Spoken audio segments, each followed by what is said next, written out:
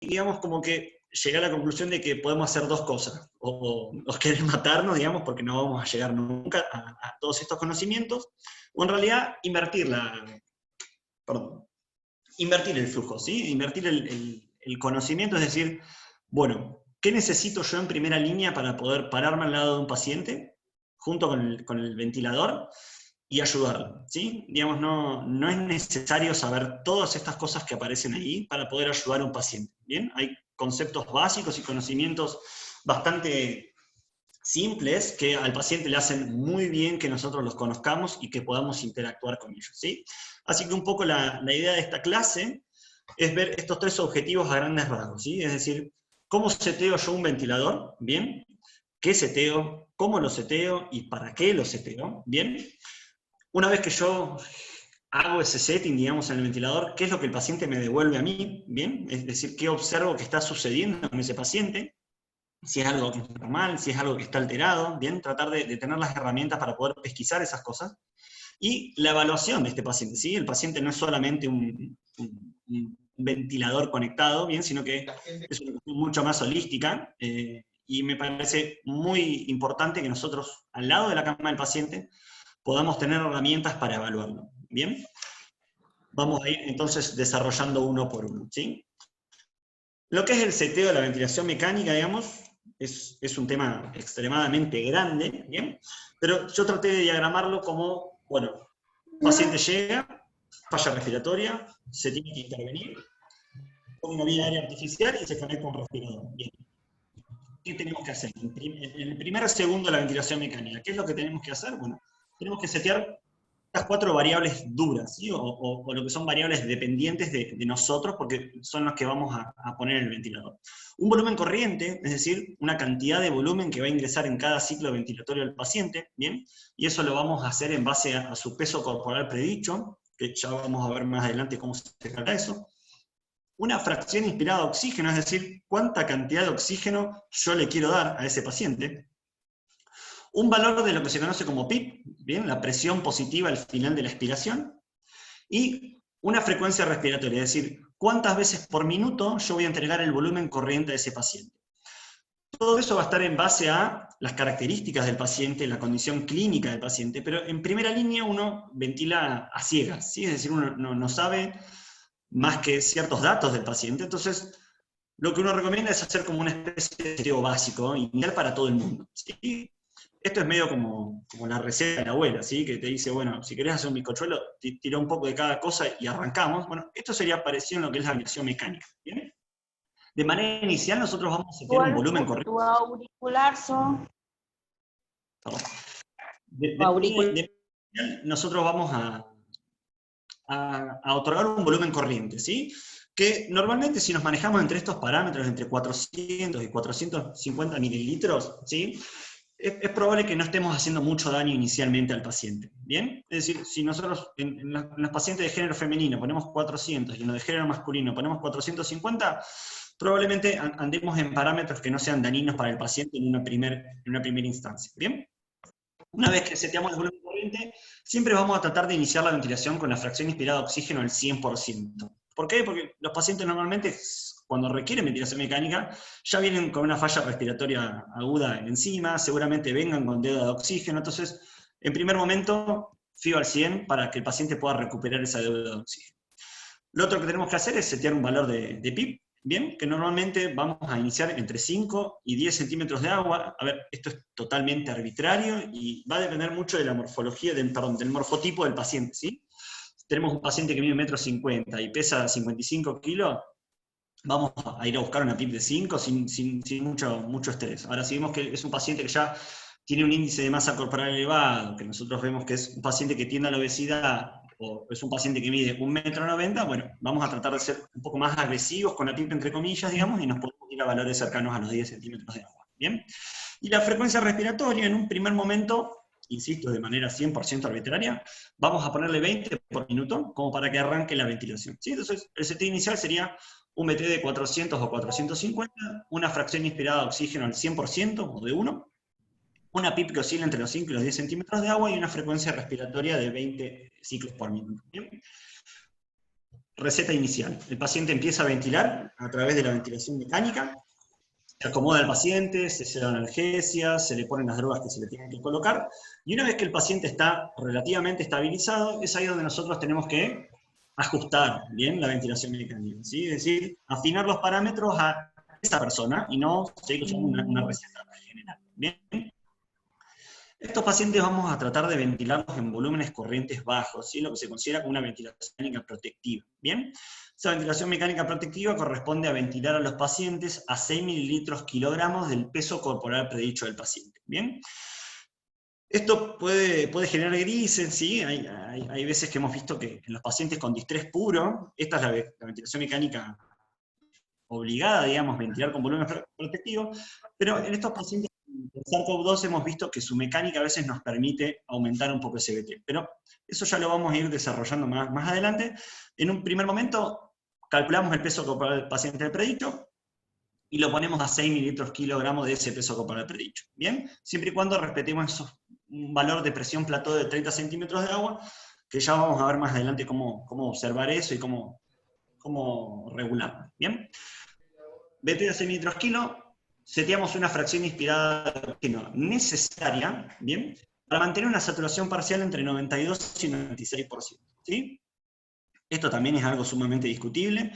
En su momento, a los pacientes con distrés, digamos, típico, tratábamos de tener objetivos de saturación mucho más bajos, entre 88 y 92%, pero estos pacientes nos han ido demostrando, digamos, que quizás necesiten una saturación parcial de oxígeno mayor, porque son pacientes que cursan con bastante hipoxemia, y a principios de este año salió un trabajo bastante interesante de un grupo francés que comparaban saturaciones de 88 y 92 versus saturaciones de encima de 96, y más allá de que el resultado primario, que era la mortalidad del día 28, no hubo diferencias, sí, la mortalidad del día 90 fue mucho mayor para los pacientes que tenían saturaciones entre 88 y 92 versus los que tenían 96%. Entonces, digamos, siempre que uno pueda y que no sea un costo muy alto para el paciente, siempre tenemos que tratar de mantener objetivos de saturación por lo menos por encima de los 92, con un valor de 94 como ideal. ¿Bien?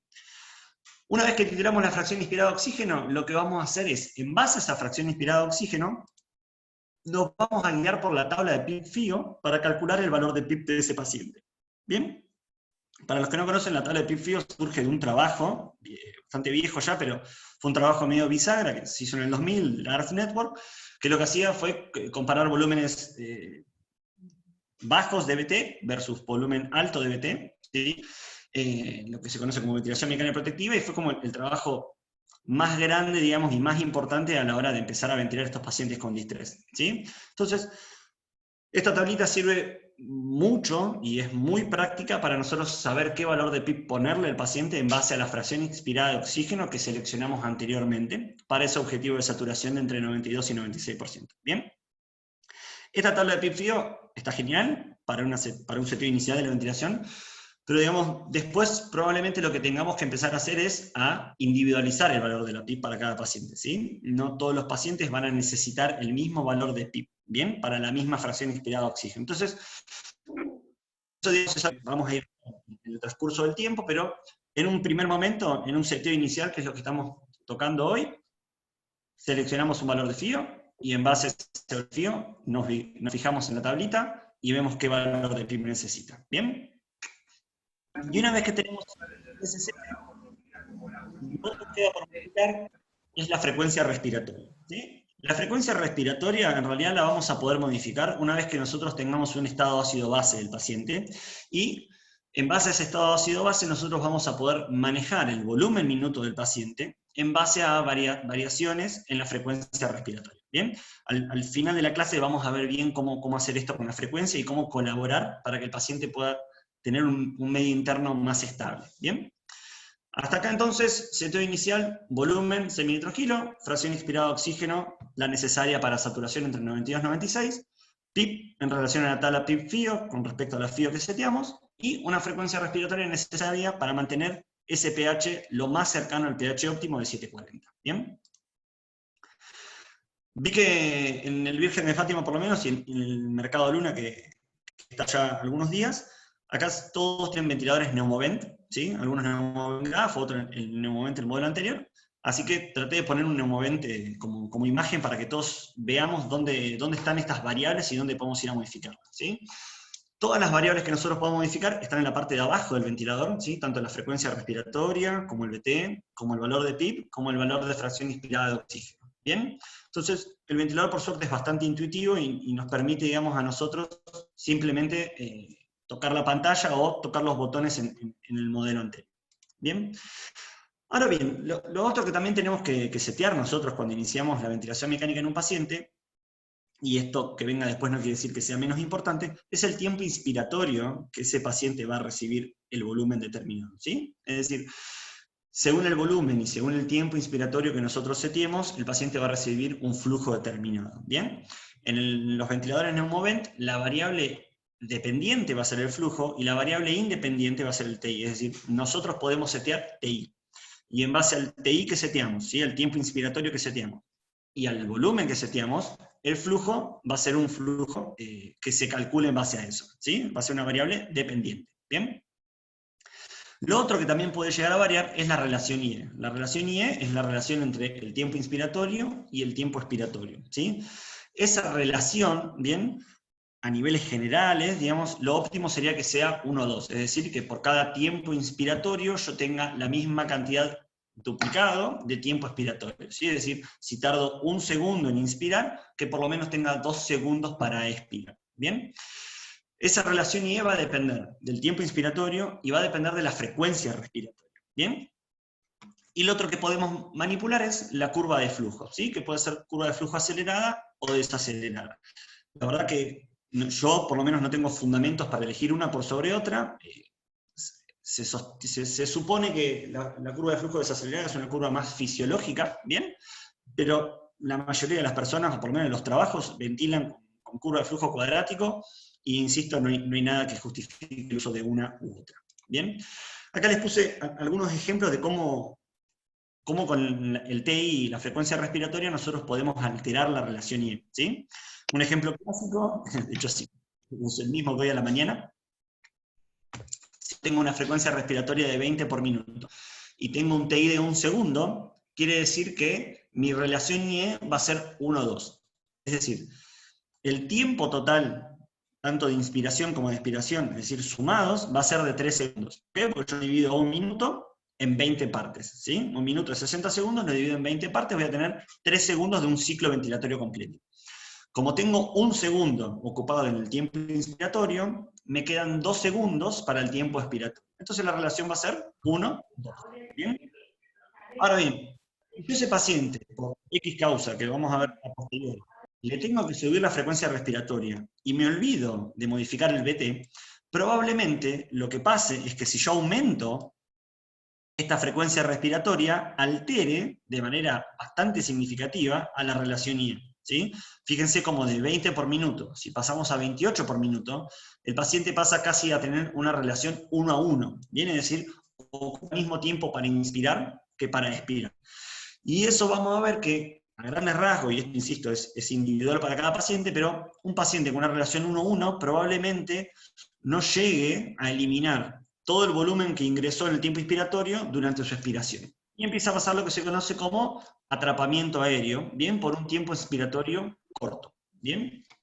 Ahora, es distinto si yo ese paciente, que lo tengo a 20 por minuto, con un TI de 1 segundo, y tengo que aumentar la frecuencia respiratoria, lo hago, pero lo hago teniendo en cuenta el tiempo inspiratorio, ¿sí? Como ven en este ejemplo, si yo le tengo que subir a 28 la frecuencia respiratoria, pero le pongo un TI de 0,7, la relación IE casi que se me mantiene igual, ¿sí? De hecho, se mantiene bastante parecida. ¿Bien? Entonces, de esta manera yo me garantizo que el volumen que estoy metiendo dentro del pulmón tenga el suficiente tiempo expiratorio para poder dejar el pulmón, ¿bien? Gráficamente esto se vería de esta manera, ¿sí? Fíjense que desde acá hasta acá, ¿bien? Es el tiempo inspiratorio, ¿sí? Hay una parte que se entrega flujo y hay otra parte que no se está entregando flujo, ¿sí? Este tiempo inspiratorio está sobrando, en realidad se consideraría como tiempo de pausa, ¿sí? Porque no hay movimiento de flujo, y el paciente tiene el tiempo expiratorio desde acá a acá, ¿sí? Esto se conoce como relación IE invertida, es decir, la inspiración es mayor que la expiración. Y eso probablemente desencadene lo que acá vemos como un atrapamiento aéreo, porque el flujo no termina de llegar a la línea de base. ¿Sí? Es decir, todavía hay volumen dentro del pulmón por salir que no está pudiendo salir porque inmediatamente comienza el nuevo ciclo ventilatorio. Esto es muy importante monitorizarlo porque esto va a depender casi 100% de cómo seteemos nosotros el ventilador. Y es algo que se corrige fácil y que hay que tener muy en cuenta porque generar autopip no es gratis para el paciente, ¿sí? Tiene repercusiones en el intercambio gaseoso, tiene repercusiones hemodinámicas, y la realidad es que es algo muy importante a detectar, ¿sí? Acá yo en el simulador del Neumovent lo traté de hacer, tuve que llegar a 35 por minuto, y si miran acá, van a ver que la relación IE es de 1.41, ¿sí? Es una relación IE invertida. Recién ahí logré que el ventilador no llegue, digamos, con el tiempo expiratorio a su cero, ¿sí? Sigue habiendo flujo. Bien. Y estas variables que estábamos hablando recién, tanto el TI como la relación IE como el flujo, nosotros las vamos a poner acá abajo en la parte del CT. Como ven, si pueden apagar todos los micrófonos, por favor. No sé quién está. Gracias. Como ven, el flujo está en la parte de acá arriba. Es decir, que nosotros el flujo no lo podemos modificar. Como les expliqué anteriormente, es una variable dependiente del TI y del volumen, ¿sí? Ahora, lo que sí nosotros podemos modificar es el TI, que lo vamos a encontrar acá, entre el volumen y la relación IE.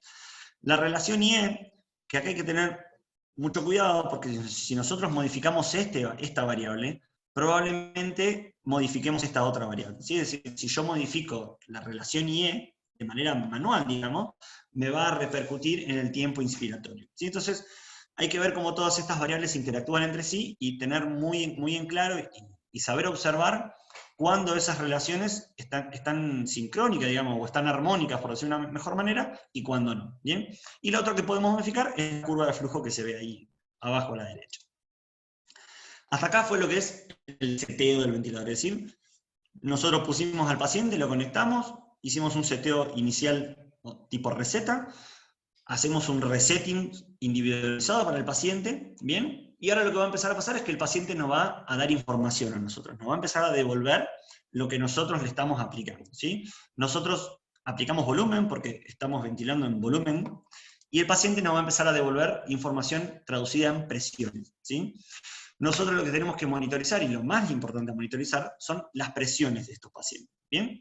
Como ven, todas las presiones se van a empezar a monitorizar acá al costado del ventilador, ¿bien? Tenemos la presión pico, la presión plató, la presión media de la vía aérea, y la PIP total, sí, la PIP total, ¿bien?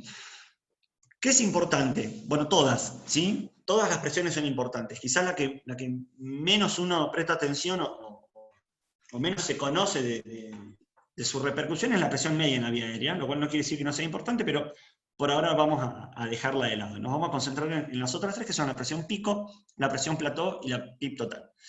La presión pico es la máxima presión de aire que se genera en el sistema respiratorio, ¿bien? Y normalmente corresponde a la resistencia que tenga la vía aérea y el tubo, ¿sí? En base al volumen que yo estoy metiendo, ¿bien?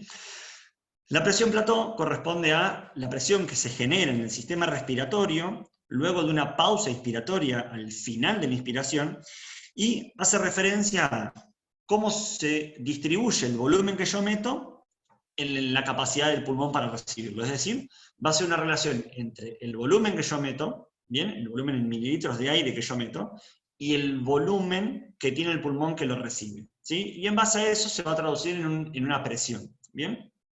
Es decir, yo meto un volumen y la capacidad de ese pulmón para recibirlo y deformarse la voy a ver traducida en lo que se conoce como presión plató, o presión pausa, o también se conoce como presión meseta, ¿bien? Lo otro importante también a monitorizar es lo que se conoce como la PIP total, ¿bien? La PIP total, para nosotros poder medirla, tenemos que sí o sí hacer una pausa teleexpiratoria, o una pausa al final de la expiración, ¿sí? Cuando yo cierro la válvula expiratoria de un paciente, digamos, al final de su expiración, lo que voy a ver es cómo el aire que quedó dentro del pulmón, al final de la expiración, se redistribuye en ese pulmón y genera una determinada presión, ¿bien? Normalmente, un paciente que está pseudoanestesiado y ventilado con una buena relación IE y con un buen volumen, no debería tener atrapamiento aéreo y no debería generar ningún valor de autopip, ¿sí? Deberíamos tener la misma PIP seteada de la PIP total medida, ¿bien? Ahora bien, si empiezan a pasar cosas como lo que mostraba en la filmina anterior, que el paciente no termina de sacar el aire y que empieza a haber atrapamiento aéreo, probablemente ese volumen de aire empieza a generar presión adentro del pulmón y empecemos nosotros a ver que la PIP intrínseca del paciente es mayor a 0, ¿bien? Y empieza a haber una PIP total mayor a la PIP seteada, ¿sí? Iba a preguntar, pero me di cuenta que estoy hablando solo contra una computadora. Bien, entonces, acá les traté de armar un gráfico de cómo, este es el simulador de Neumovent. Tenemos el mismo botón, ¿sí? Tanto para la pausa inspiratoria como para la pausa expiratoria. Bien, nosotros, dependiendo en qué momento del ciclo ventilatorio apretemos ese botón, vamos a medir o una presión plató, una presión al final de la inspiración, o vamos a medir una presión al final de la expiración para ver la PIP total del paciente. Y lo vamos a ver acá a la izquierda del ventilador, en esta variable que estoy marcando acá con el mouse, o con el puntero, que se conoce como presión plató. Fíjense que el casillero ese está vacío, y aparece un número cuando uno tiene la pausa inspiratoria realizada. ¿Bien? Eso quiere decir que solo se puede medir cuando hay pausa inspiratoria al final de la inspiración. Entonces vamos a ver que nosotros hacemos la pausa y aparece un valor de 21,2. Bien, ese es nuestro valor de Plato. Y lo mismo ocurre con el valor de PIP total. En esta parte del ventilador, a nosotros nos va a salir el valor de la PIP total. Fíjense que en este mismo momento, el ventilador empieza a hacer una pausa expiratoria, sostiene la válvula cerrada, es decir, el paciente no vuelve a regresar a un ciclo ventilatorio y todo el volumen queda dentro del pulmón y sensa esa presión. Como ven acá, esto es un simulador, el paciente no tenía ningún, o sea, no hay paciente, es un simulador, no había ninguna alteración, entonces la PIP total es la misma que la PIP seteada. ¿Bien? Lo otro que nosotros tenemos que monitorizar cuando empezamos a ventilar a los pacientes es el volumen corriente y el volumen minuto. ¿Por qué es importante? El volumen corriente, ¿sí? Nosotros los vamos a ver acá arriba, y uno supondría que si yo seteo 440 mililitros de BT, como dice acá abajo, el paciente tendría que recibir esos 440 y devolverme esos 440. ¿Puede que sea distinto? Puede que sea distinto. Sí, hay un montón de situaciones que van a hacer que nuestro volumen expiratorio sea diferente a nuestro volumen inspiratorio. Cualquier tipo de fuga que haya en el sistema va a hacer que el aire que sale del paciente, que se sensa en el ventilador, sea menor que el que nosotros le estamos mandando. ¿Cómo puede ser esto? Puede pasar si el balón de neumotaponamiento del tubo endotraqueal está desinflado, si hay alguna pérdida por mala conexión en el sistema, o muchas veces también pasa cuando el ventilador está mal calibrado. ¿Bien? Entonces, siempre que nosotros veamos que hay una discrepancia entre el volumen inspiratorio que yo seteo y el volumen expiratorio que el paciente devuelve, que el ventilador sensa, ahí es una señal de alarma, ¿sí? Entre 20 y 30 mililitros uno podría decir que no pasa nada, ¿bien? Que no hay tanta diferencia como para preocuparse. Pero más de eso, ya tenemos que empezar a buscar dónde está el problema, ¿sí? Insisto, puede ser varias cosas del problema y uno tiene que tener la habilidad y la capacidad de verlo y de tratar de ir a buscarlo y solucionar ese problema, ¿bien? Y lo otro importante es el volumen minuto, ¿bien? Lo mismo, uno lo podría calcular, es decir, si el paciente mueve 440 por 20, uno podría decir que el volumen respiratorio tendría que ser de 8.800 mililitros o un volumen minuto de 8,8 litros minuto, pero eso no siempre puede suceder en base a lo que dijimos anteriormente, ¿sí? Muchas veces esos volúmenes corrientes no son idénticos el expiratorio al que nosotros seteamos como inspiratorio. Entonces, bien, de todo lo que hablamos de monitoreo, bien, tenemos que empezar a conocer cuáles son los valores que a nosotros nos dejan tranquilos y decir, bueno, si yo veo estos valores, está todo bien, y hay valores que nos tienen que llamar la atención, ¿sí? Que nos tienen que generar signos de alarma y que nosotros tenemos que tener la capacidad para detectarlos, ¿bien? Y no solo observar el número que viene alterado, sino tratar de encontrar la causa de la alteración de ese número. Entonces, vamos a ir por orden en lo que estuvimos diciendo. Una presión pico, ¿sí? Es decir, la presión que se genera al ingreso, bien, es la máxima presión que se desarrolla en el sistema respiratorio. Entre 35 y 40 centímetros de agua, digamos, por debajo de eso, no asusta, ¿sí? Esto hablando siempre de pacientes normales, entre comillas, ¿no? De pacientes que están ahora ventilados por SARS-CoV-2, que es nuestra población casi homogénea, casi única. ¿Bien? Ahora bien, si yo estoy ventilando pacientes con fibrosis pulmonar, probablemente esa presión pico sea mayor y no me va a asustar tanto, ¿sí? Porque yo ya sé lo que estoy ventilando. O si estoy ventilando un paciente que tiene un tubo 6, puesto a un tubo 6,5, probablemente esa presión elevada se deba a eso, ¿sí? Se deba a la ecuación de Poisson, no sé cómo se pronuncia, ¿bien? Donde la dependiente mayor va a ser el radio, ¿bien? Entonces, cada vez que haya una disminución del radio, probablemente yo empiece a generar mayores presiones pico. ¿Cuándo sucede eso? Es lo mismo. Si tenemos tubos endotraqueales chicos, o también puede ser en pacientes que estén cursando con broncoespasmo, ¿bien? Entonces, uno tiene que tener la habilidad de decir, bueno, esta presión pico se va de lo normal, ¿por qué? Porque tengo un tubo chico, porque el paciente está haciendo broncoespasmo, o porque hay algo en el medio del tubo, o en el medio del sistema de la vía aérea artificial que me lo está generando, ¿sí? Porque presiones pico elevadas también se pueden dar, por ejemplo, porque hay secreciones dando vueltas por el tubo, o porque el filtro, el humidificador pasivo que nosotros colocamos después de la Ramení, puede estar tapizado, ¿sí? Puede tener algún resto de secreción. Entonces, todas esas cosas nosotros tenemos que empezar a verlas y a decir, bueno, ¿cuál es la causa de una presión pico elevada? Bueno, pueden ser estas. Bueno, el paciente tiene presión pico elevada. ¿A dónde tengo que ir a buscar el problema? Tengo que ir a buscarlo al filtro, tengo que ir a buscarlo al tubo, tengo que ir a buscarlo en las secreciones del paciente, o tengo que ir a buscarlo en si el paciente presenta o no algún tipo de broncoespasmo. ¿Bien? Entonces, todas esas cosas son signos de alarma que nosotros tenemos que empezar a ver. Lo otro que nosotros tenemos que monitorizar, que vimos anteriormente, es la presión plató, ¿sí? Acá, digamos, podríamos estar hablando mucho tiempo, pero vamos a tratar de hacerlo de la manera más sencilla. Nosotros tenemos que ver que el paciente maneja una presión plató menor a 28, ¿sí? Eso es como un parámetro de seguridad en ventilación mecánica. Más allá de que no sea 100% seguro ventilar con presión plató menor a 28 centímetros de agua, y ahora vamos a dar algunos ejemplos de por qué, es como que si uno ve que un paciente está a 28 centímetros de agua de plató, se queda relativamente tranquilo. ¿Bien? La presión plató es esto, es yo metí un volumen adentro de un continente, ¿sí? Que es la capacidad del pulmón de recibir ese, y eso me genera determinada presión. Ahora bien, si yo con el volumen que yo seteo, ¿sí? Es decir, volvamos al ejemplo de la ventilación inicial, yo seteo un BT a 6 mililitros kilo. Me genera una plató de 35, lo que me está diciendo a mí es que ese volumen que yo estoy tratando de meter en el pulmón está generando mucha presión y probablemente esté generando un daño, ¿bien? A nivel de lo que es el parénquima pulmonar, ¿sí? Lo que se conoce como BILI o lesión inducida por la ventilación mecánica, ¿bien? Entonces, el 28 centímetros de agua o el 30 centímetros de agua es un parámetro de seguridad. Uno considera normalmente que si la plató es menor que ese valor, el paciente correría menos riesgo o tendría un riesgo bajo de producir lesión asociada a la ventilación mecánica. Después vamos a ver un poco más en detalle de que este valor aislado no nos sirve de mucho, y en realidad el valor que nos sirve es el que está abajo a la izquierda, que es lo que se conoce como driving pressure. Entonces, monitorizamos la presión plató, hacemos una pausa al final de la inspiración y monitorizamos la presión plató. Si está en valores normales, nos quedamos relativamente tranquilos, y si está en valores elevados, lo que tenemos que hacer es tratar de bajar probablemente el volumen corriente de ese paciente para no ser tan injuriante, ¿sí? Lo otro que tenemos que evaluar es el monitoreo de la presión positiva al final de la expiración, la PIP, ¿sí? ¿Qué tenemos que hacer? Tenemos que hacer una pausa al final de la expiración y ver que ese valor de PIP total sea el mismo, o a lo sumo hasta 2 centímetros encima del valor de la PIP seteada. Es decir, si yo seteo 10 de PIP y al final de una pausa,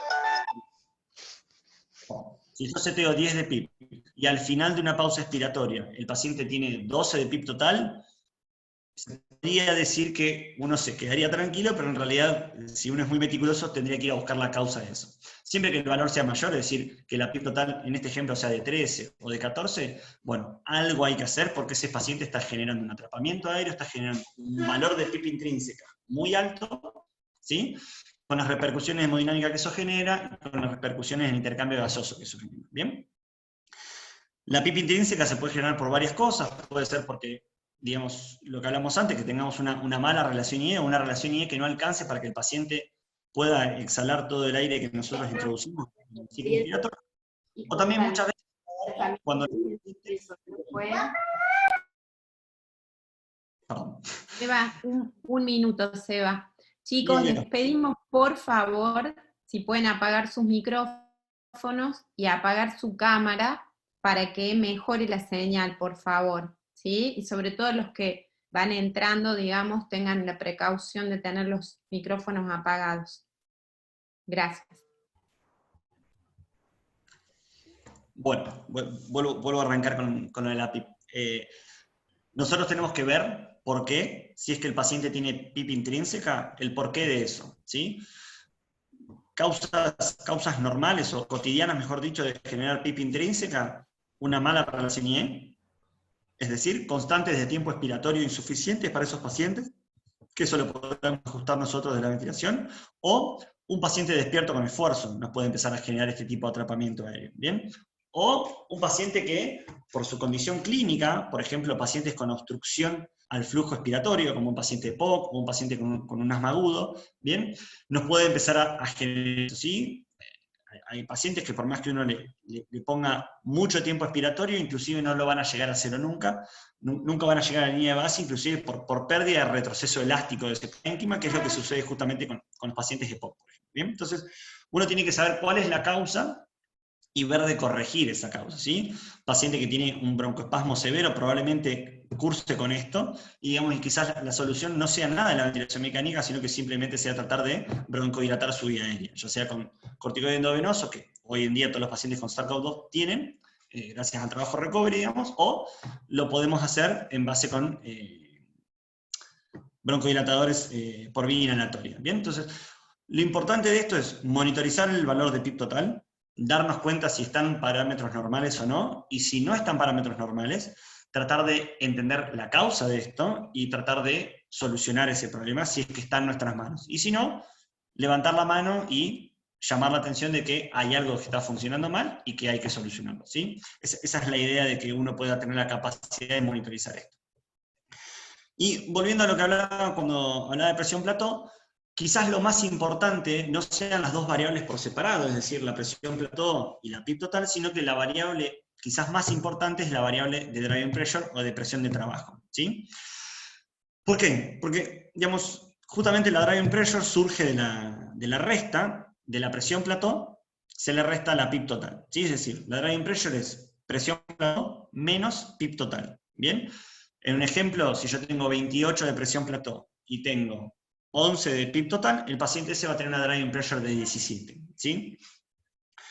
El valor normal, o el valor que uno esperaría que un paciente ventilado tenga, es un valor de menor o igual a 15 centímetros de agua. Acá hay mucha variedad, hay mucho gris, podemos estar horas discutiendo sobre esto. Digamos, hay un trabajo madre, que es el trabajo que hizo un terapista brasilero, Amato, ¿bien? Donde haciendo una regresión logística, digamos, estadística de un pool de pacientes muy grandes, él vio que, digamos, pacientes que tenían driving pressure mayor a 15, ¿sí? Tenían mayor mortalidad que los pacientes que tenían driving pressure menor a 15, independientemente de los valores de PIP e independientemente también de los valores de presión plató. Entonces, es como que la driving pressure empezó a tomar un rol protagónico hace unos años, no es que exista hace unos años, sino que siempre existió, porque no deja de ser una resta, pero digamos, empezó a tomar un valor muy importante de monitoreo como parámetro de seguridad. Es decir, si yo tengo una plató menor a 28, pero tengo una driving pressure de 18, bueno, no me quedo tan tranquilo, ¿sí? Lo que yo tengo que ir a buscar es una driving pressure menor a 15, ¿sí? Sin importar si la presión plató es 28 o menos.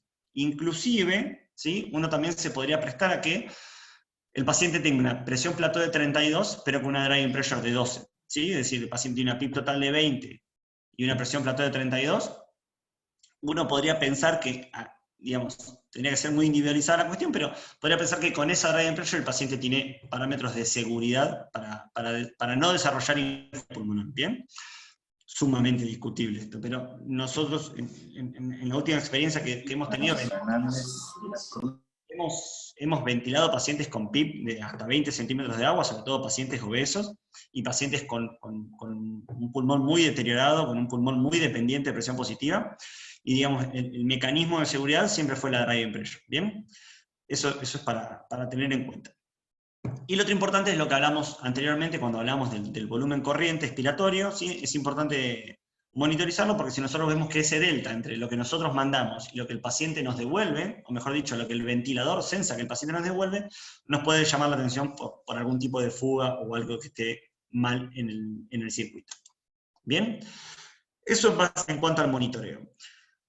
Una vez que nosotros monitorizamos al paciente y vemos que está todo dentro de los parámetros normales, o vemos que hay anormalidad, pero lo podemos corregir, hay dos evaluaciones muy importantes que se suceden al lado de la cama del paciente, que son medirlo, bien, para poder optimizar el volumen corriente que ese paciente va a recibir, y lo otro es tratar de ayudar a su medio interno manejando el volumen minuto, ¿sí? Medirlo es algo simple, al paciente hay que acostado, como está, en decúbito supino, o en decúbito prono también se puede medir, pero digamos, lo importante es que el paciente esté bien plano, a 180 grados en la cama. Se mide desde el talón hasta la última parte de la cabeza, y esa medida, ¿bien? La altura del paciente, tiene que incorporarse en esta fórmula que vemos ahí, ¿sí? En el caso de las mujeres, la fórmula es la altura de la paciente, menos 152,4 por 0,91, y le sumamos 45,5. En caso de ser varones, a la altura del paciente, le tenemos que restar 152,4, multiplicarlo por 0,91 y sumarle 50. Eso nos va a dar el peso corporal predicho del paciente. Perdón. Bien, eso nos va a dar el peso corporal predicho del paciente. En base a ese peso corporal predicho, yo voy a calcular el BT del paciente, el volumen corriente del paciente, multiplicándolo por la cantidad de mililitros kilo que yo quiero ventilar. Como dijimos inicialmente, nosotros cuando medimos al paciente vamos a tratar de ventilarlo a 6 mililitros kilo. Es decir, un paciente que yo lo mido, le hago la fórmula del peso corporal predicho y esa fórmula me da 50, yo voy a tratar de llevarlo a 6 mililitros kilo, es decir, voy a multiplicar sus 50 de peso corporal predicho por 6, ¿bien? Y voy a obtener un BT de 300 mililitros para ese paciente. Esos 300 mililitros van a representar 6 mililitros kilo de volumen corriente para ese paciente, ¿bien? Otra evaluación muy importante que nosotros debemos hacer, y cuando digo nosotros, no solo los kinesiólogos, sino que todo personal de salud que se pare al lado de la cama de un paciente, digamos, y vea el ventilador, es tratar de ajustar el volumen minuto de ese paciente para su condición clínica y su condición gasométrica. Es decir, nosotros vamos a ver que los pacientes, casi siempre mejor dicho, una vez que son ventilados, se les hace un estado ácido-base, ¿sí? un gas de control. La frecuencia respiratoria a nosotros nos va a ayudar, o mejor dicho, el volumen minuto a nosotros nos va a ayudar para mejorar, ¿sí? Para modificar la única variable que nosotros podemos modificar directamente con la ventilación, que es la PCO2, ¿sí? Un paciente con una PCO2 diferente a la esperada, uno la puede modificar, ¿sí? Manejando el volumen minuto, ¿bien? ¿Cómo es eso? Uno tiene que calcular la PCO2 esperada para ese paciente, para esa condición del paciente, es decir, para ese estado ácido-base del paciente, calcular el volumen minuto deseado y en base a eso ajustar el volumen minuto del paciente, en base a la frecuencia, casi siempre, o si no, en base al volumen corriente. ¿Cómo se hace esto? Bueno, esto es muy matemático, es una fórmula, son varias fórmulas, mejor dicho, matemáticas. Hay varias formas de calcularlo, ¿bien? Una es la primera que aparece ahí en pantalla, que es el bicarbonato normal, ¿sí? Que un paciente debería tener, que se teoriza de 24, menos el bicarbonato del estado ácido-base que nosotros obtengamos, multiplicarlo por 1,2, y ese valor restárselo a 40, ¿sí? Eso sería lo que se conoce como PCO2 esperada, o si no, mucho más simple, y como dijo el doctor Leiva hoy, que no me escuche ningún nefrólogo, agarrar el bicarbonato del estado ácido-base y sumarle 15 puntos, ¿sí? Es decir, si el paciente tiene un bicarbonato de 21, ¿bien? Mi PCO2 esperada va a ser de 36. Esa es la forma más simple y que, digamos, a grandes rasgos podría funcionar para la mayoría de los pacientes, ¿sí? Una vez que yo obtengo el valor de PCO2 esperada, ¿bien? De esta fórmula o de esta otra fórmula, lo que tengo que hacer es aplicar ese valor de PCO2 esperada en lo que se conoce como volumen minuto deseado. Es decir, el paciente ya tiene un volumen minuto, que es el que le está administrando el ventilador que nosotros seteamos, y ahora yo lo tengo que modificar en base al valor de PCO2 que yo acabo de calcular. ¿Bien? Entonces, es una regla de 3 simple. El paciente tiene un volumen determinado, y por ese volumen determinado tiene una CO2 que a nosotros nos aparece en el estado ácido-base. Ahora, yo calculé la CO2 que quiero, bien, que ese paciente tenga, y por ende tengo que calcular qué volumen minuto voy a necesitar. Entonces, la regla de 3 simple es, multiplico la CO2 del paciente en el laboratorio por el volumen minuto que ese paciente maneja, y lo divido por la CO2 que yo calculé en la fórmula anterior. Entonces, de esa manera voy a obtener el volumen minuto necesario para que ese paciente maneje la CO2 que yo le calculé anteriormente. ¿Sí? ¿Cómo vamos a modificar ese volumen minuto? 95% de las veces en base a la frecuencia respiratoria. ¿Sí? Y en condiciones, digamos, que puedan ser grises o que nos podamos flexibilizar un poco, se van a dar en base a modificaciones del BT, ¿sí? O del volumen corriente. Vamos a hacer un ejemplo. Bien, tenemos un paciente que está ventilado, le sacamos un gas arterial y aparece ese estado ácido-base. ¿Sí? 727, 38 de CO2, 89 de PO2, un bicarbonato de 18, un exceso de base de menos 2,4, saturando 97%.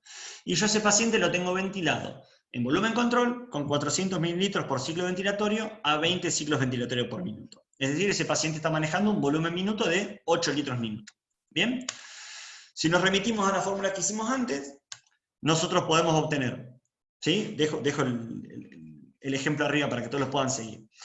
Yo tengo que calcular mi PCO2 esperada. ¿Cuál es la PCO2 del paciente? 38. Entonces, ¿qué tengo que hacer? La fórmula que está descrita al principio, es decir, 24 menos 18, a ese valor multiplicado por 1,2 y restárselo a 40, y eso me da 32,8. Eso quiere decir, mi CO2 esperada, mi PCO2 esperada es de 32,8.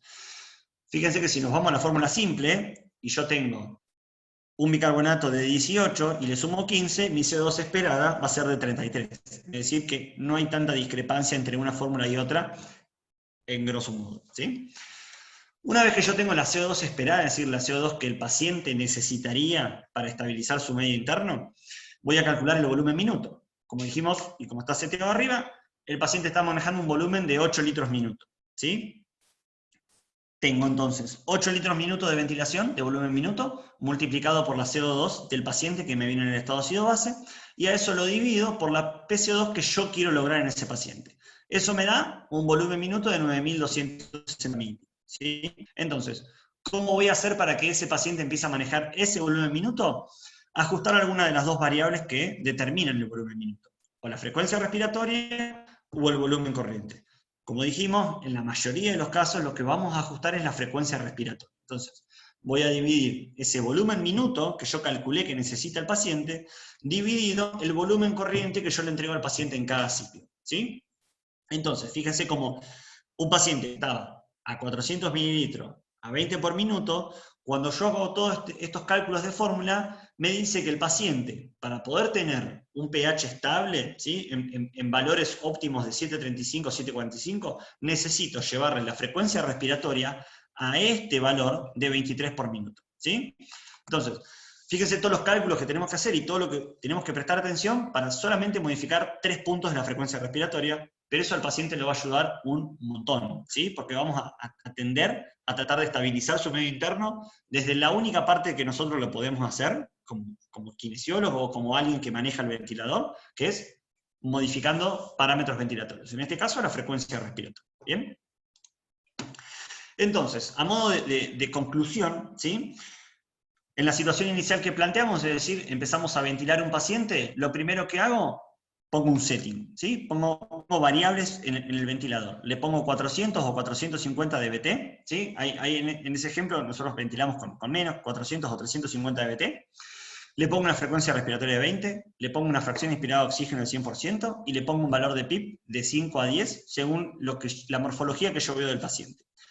Una vez que logro eso, lo que hago es ajustar, ¿sí? ese seteo inicial en base a las condiciones del paciente, es decir, lo mido, le calculo el peso corporal predicho y lo seteo a 6 mililitros kilo para ese paciente, siempre y cuando esos 6 mililitros kilo le generen presiones plató menores a 28 o 30. ¿Bien?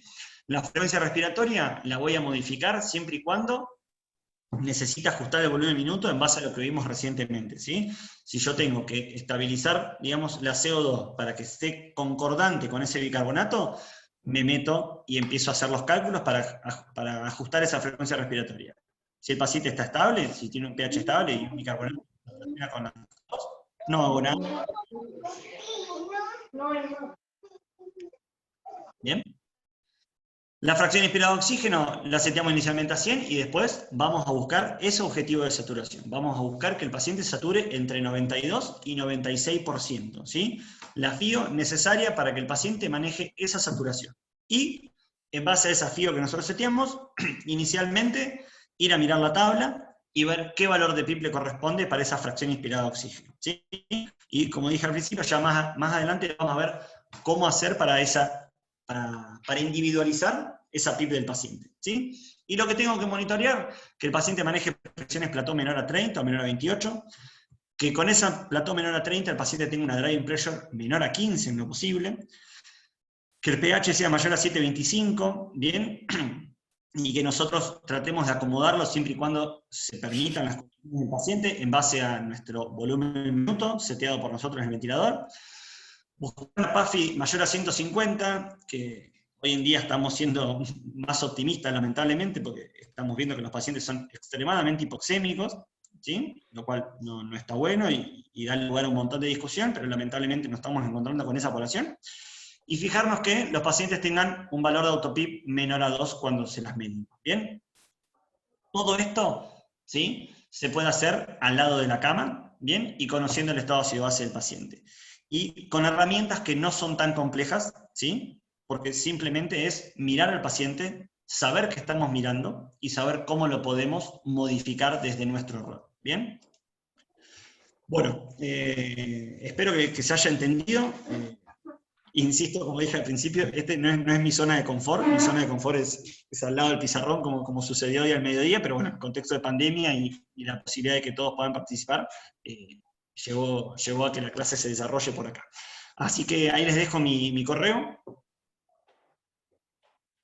Perdón, ahí les dejo mi correo. Cualquier duda, sugerencia, lo que sea, me pueden escribir con tranquilidad. Y bueno, no sé, Nati, si ahora va a haber lugar a preguntas y eso, yo no tengo problema, me quedo acá a responder. Y muchas gracias.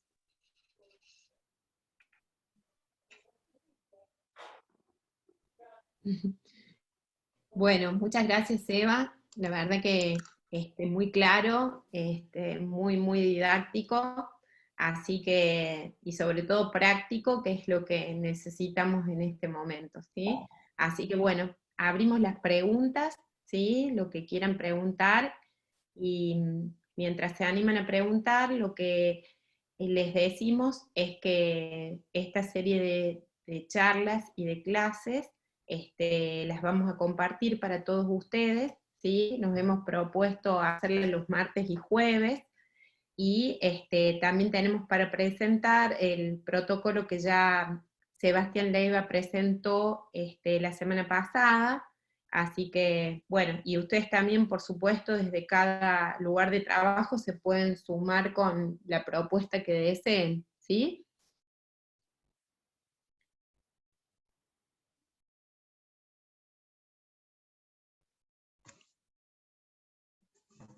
Bueno, ahí tenés muchos mensajitos, dice gracias Eva, excelente, de Sebastián Darío, excelente presentación, Córdoba Eliana, felicitaciones Eva desde Chamical, preparándonos para ventilar a pacientes aquí, Diego Maestri dice felicitaciones, excelente, y Mario Páez dice, nuestro Marito dice crack Seba.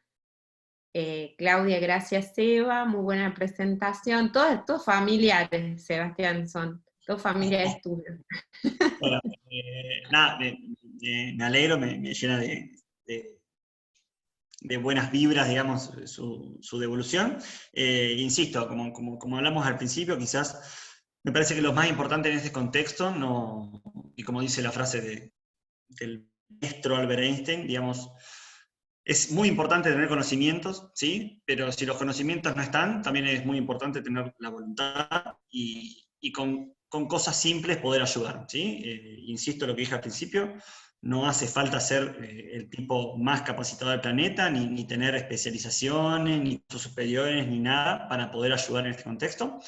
Con pequeñas cosas nosotros podemos hacerle muy bien a los pacientes, y un poco la idea, digamos, es empezar a cada vez tratar de tener más herramientas para ayudar a estos pacientes que lamentablemente son pacientes complejos, lamentablemente son pacientes largos, y lamentablemente yo no soy muy optimista y creo que esto va a seguir durando bastante tiempo, entonces me parece que todos nos tenemos que empezar a armar de herramientas, no solo académicas, sino que también humanas, para poder afrontar esto y entre todos, digamos, tratar de dar lo mejor, porque, digamos, del otro lado no dejan de ser personas que muchas veces pueden ser familiares nuestros, conocidos nuestros, y hay que tratar de darle lo mejor con los recursos que tenemos. Y me parece que la formación en ese sentido es una parte esencial para que podamos ayudar de la mejor manera. Así que desde mi lado, totalmente me sumo, digamos, a cualquier tipo de necesidad que surja en lo que pueda ayudar, si es académico, académico, si es asistencial, asistencial. Así que, insisto, quedo abierto a cualquiera que necesite una mano en lo que uno pueda ayudar, con muchísimo gusto lo haré. Bueno, siguen los saluditos, Eva. Excelente presentación, dice Romina. Carlos Ezequiel Cortés dice excelente presentación, muchas gracias. Nieto Ruiz Hugo, que es nuestro Chicho, nieto del Mercado Luna, que lo conociste. Excelente, Seba, un gusto haberte conocido y gracias por tu ayuda y colaboración. Y de Jimena, muchas gracias, Seba. Y Florencia Nieto, muchas gracias. Bueno, la verdad que Seba, un rockstar de la ventilación mecánica. Estamos muy contentos, creemos que entre todos podemos lograr sacar más pacientes de ventilación mecánica. Les contamos a todos que han sido meses muy duros para nuestro equipo, sobre todo cuando la exigencia está en sacar pacientes del respirador, pacientes que tienen mucho daño alveolar, mucha fibrosis. Bueno, de eso Seba Leiva nos ayuda mucho también interpretando las imágenes. Yo quiero hacerte una pregunta, Seba. Cuando nosotros decidimos poner un paciente en ventilación mecánica o no, o decidimos para él la ventilación no invasiva, vos, digamos, ¿cuánto suma la placa o cuánto suma la tomografía, la imagen de ese paciente, además de que miramos, digamos, la frecuencia respiratoria, que miramos sus gases? ¿Cuánto suma para vos la tomografía que tiene ese paciente? Es interesantísima la pregunta. Mirá, antes de venirme para acá, digamos, en la experiencia que estábamos teniendo, ya yo trabajaba en el Sanatorio de los Arcos, en Buenos Aires, en la clínica del Grupo Swiss Medical. Y la realidad es que al principio nos estábamos yendo 100% por la clínica, ¿sí? Empezábamos a ver las típicas tomografías de los pacientes con COVID, que uno dice, este tipo está incendiadísimo, pero la verdad que como veíamos clínicas que se podían sostener en el tiempo estamos hablando de 24 a 48 horas, muchas veces hemos esperado a los pacientes. Y la realidad es que la respuesta no era buena, ¿sí? Los pacientes que seguían ventilando con un esfuerzo que uno lo veía como un esfuerzo leve, ¿sí? Pero un esfuerzo leve sostenido en el tiempo es un gran esfuerzo, ¿sí? Entonces, al principio no queríamos ventilar por imágenes, nos rehusábamos a decir, bueno, este tipo está para ventilar por la tomografía que tiene, pero lamentablemente terminamos cayendo en eso, ¿sí? Terminamos cayendo en que los pacientes que vienen con imágenes muy feas, tarde o temprano, lamentablemente van a terminar en la ventilación mecánica. Ojalá que sea una no invasiva, pero lamentablemente muchos de ellos van a terminar en la ventilación invasiva. Y bien sabemos, antes de la pandemia, digamos, que retrasar la ventilación mecánica es lesivo, ¿sí? Es decir, el paciente se empieza a autoinjuriar, y muchas veces esa autoinjuria que el paciente hace es peor que la injuria que nosotros podemos hacer por instrumentar su vía aérea y por ventilar la presión positiva. Entonces, digamos, la receta es difícil. Yo no te puedo decir si hay que ventilar por imagen, pero te puedo decir que estoy más cerca de ventilar por imagen que de ventilar por clínica, lamentablemente. Insisto, en base a una experiencia limitada de estos 6 meses que hemos tenido, solo tuvimos pacientes desde el 30 de marzo en adelante, y nos ha pasado eso. Pacientes con tomografías muy feas, muy incendiadas, muy tomadas, con un patrón muy difuso, tarde o temprano caían en la ventilación invasiva.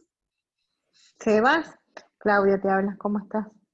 Yo creo que esa experiencia que vos tuviste, bueno, con Natalia y Joel la vivimos en carne propia, debido a que sí, veíamos la tomografía y veíamos el paciente hipoxémico feliz y aprendimos de nuestros propios errores también, de esperar al paciente a lo último.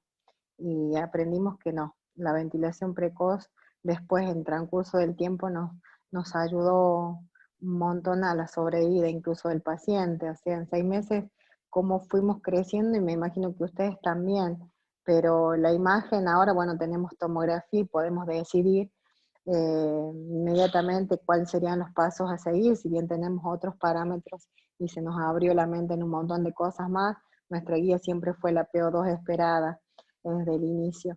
La pregunta mía es con el índice de ROX, vos en tu experiencia, ¿cómo, cómo lo ves?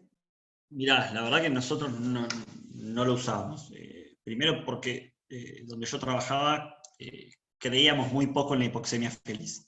¿Sí? Digamos, sé que está datado, sé que los pacientes estos son hipoxémicos, pero la realidad es que no creo que exista una hipoxemia feliz, porque la hipoxemia hace mal, y eso lo hacía antes de que los pacientes desarrollen neumonía por COVID, y lo va a seguir haciendo. Entonces, digamos, las PO2 esperadas son muy difíciles de alcanzar muchas veces, y muchas veces hemos restringido, digamos, el nivel de oxígeno, o pensando que un paciente que tenía 15 litros minuto de oxígeno estaba ya border, pero si ese paciente con 15 litros de oxígeno satura 97 y tiene una frecuencia respiratoria de 20 con buena mecánica, a mí en lo particular no me hace ruido esos 15 litros de oxígeno.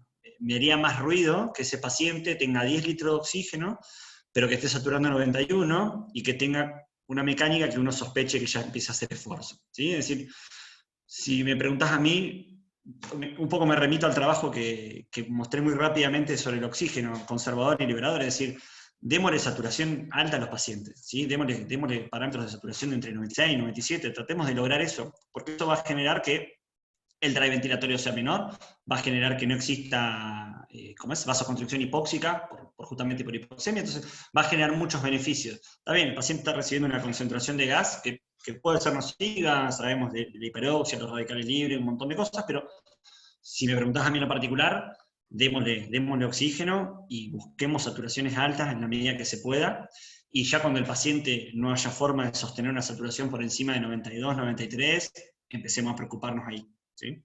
No sé si le respondí la pregunta, Clau. Sí, sí, está bien. Es lo que perseguimos nosotros, bueno, por eso lo fuimos aprendiendo, ¿no? A medida de ver los pacientes, ¿no? Porque el paciente, si bien uno dice hipoxemia feliz, o sea, yo sé que no es hipoxemia feliz porque la célula está sufriendo y después la deuda de oxígeno que eso te genera, hay que remontarla y nos tocó remontarla y bueno, nos venció el COVID en muchos pacientes. Entonces, ahora nosotros cuando entramos con una cabeza es que el paciente que entra a terapia, él satura 80%, no, ahora el paciente que entra a terapia, que satura 92, 93%, tiene una frecuencia ahí al límite, 20, 22, el tipo no tiene falta de aire, no tiene uso de bomba, de músculo accesorio, pero es un paciente que a nosotros ya nos alerta a que en algún momento puede llegar a necesitar ventilación mecánica. Y eso es lo que abogamos en estos últimos meses, es ventilación precoz. Ahora tenemos la ventilación no invasiva que nos ayuda, que también, bueno, con el protocolo que hicimos con los chicos y con Sebas, que realmente tuvimos experiencias buenas y sacamos pacientes que tendrían que haber, que toda una teleconferencia de Nación nos decían que tenía que estar ventilado, y lo sacamos con no invasiva. Entonces, bueno, uno va aprendiendo día a día, pero sí, fundamental es la oxigenación y eso tiene que quedar pendiente en todo. La saturación mayor a 96, 93%, siempre, oxígeno. Exacto. Sí.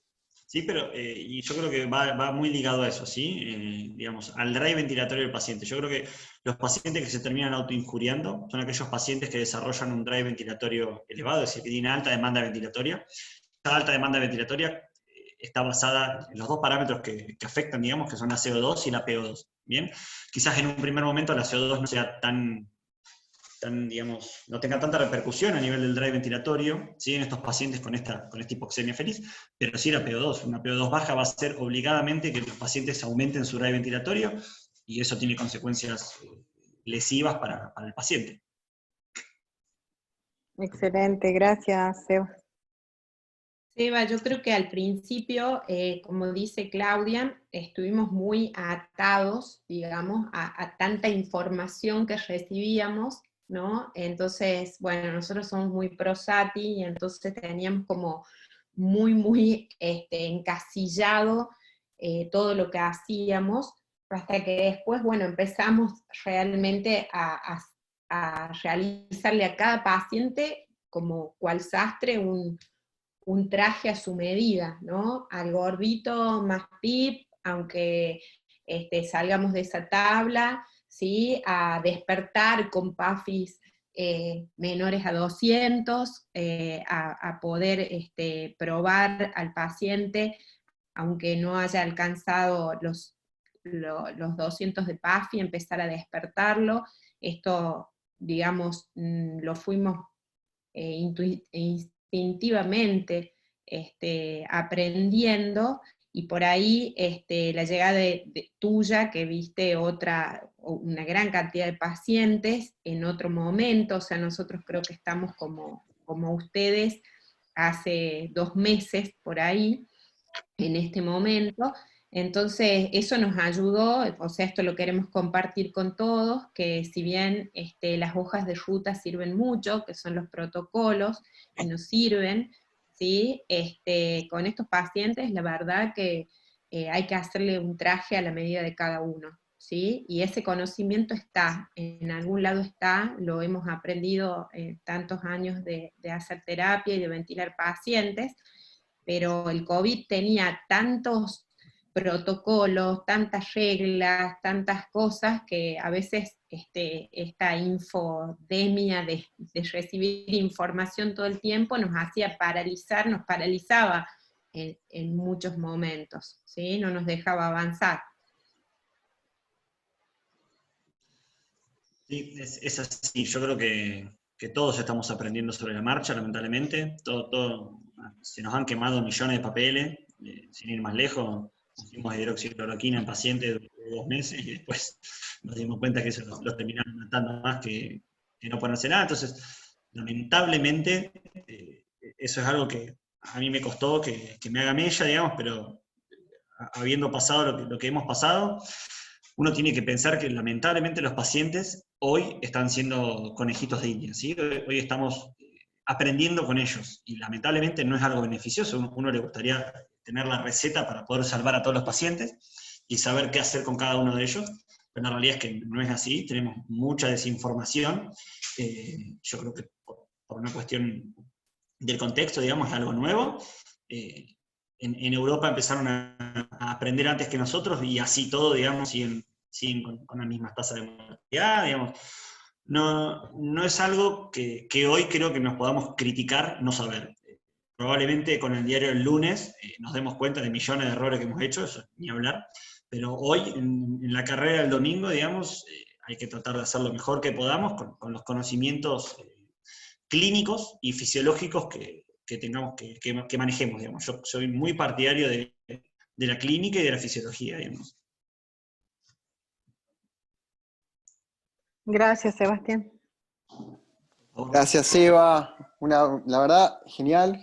Nada, y una mínima intervención. Solamente felicitarlos. Y bueno, creo que en esta situación, digamos, inédita, creo que el registro de la experiencia propia y esto, generar plataformas de compartir experiencias entre intercentros, va a hacer que eliticemos claramente nuestras prácticas, nuestras sistemáticas, y vamos a ir aprendiendo. Así que bueno, celebro, che, que seamos muchos, y que bueno, que vamos juntos de la mano. Parece un cántico religioso, pero bueno, vamos todos juntos aprendiendo. Así que bueno, celebro la comunión de todos, los kinesiólogos, médicos, internistas, intensivistas, neumonólogos, así que bueno, esto nos hace mucho bien, la verdad que nos hace mucho bien. Así que bueno, gracias Eva, gracias chicos. Bueno, si no hay más preguntas, nos volvemos a encontrar, si les parece, el jueves, metemos para la próxima clase. Sí, cómo no. Bueno, el jueves a las 20. Vamos a ir armando las cosas sobre la marcha, digamos. La verdad que existe un montón de cosas para poder aportar, pero bueno, vamos a ir tratando de ver las necesidades que nosotros estamos viendo, digamos, y cómo poder tratar de ayudar desde la teoría, ¿sí? Así que insisto que quedo abierto a sugerencias, a dudas, a lo que ustedes necesiten o que crean necesario que uno puede ayudar a resolver. Bienvenido sea, con mucho placer lo voy a hacer. Bueno, en un momento hubo casi 86 participantes, así que, bueno, celebramos este encuentro, así que, bueno, muchas gracias, Eva, muchas gracias. Y gracias a todos los que entraron al Zoom. Nos vemos mañana, chicos. Hasta luego. Chau, chau.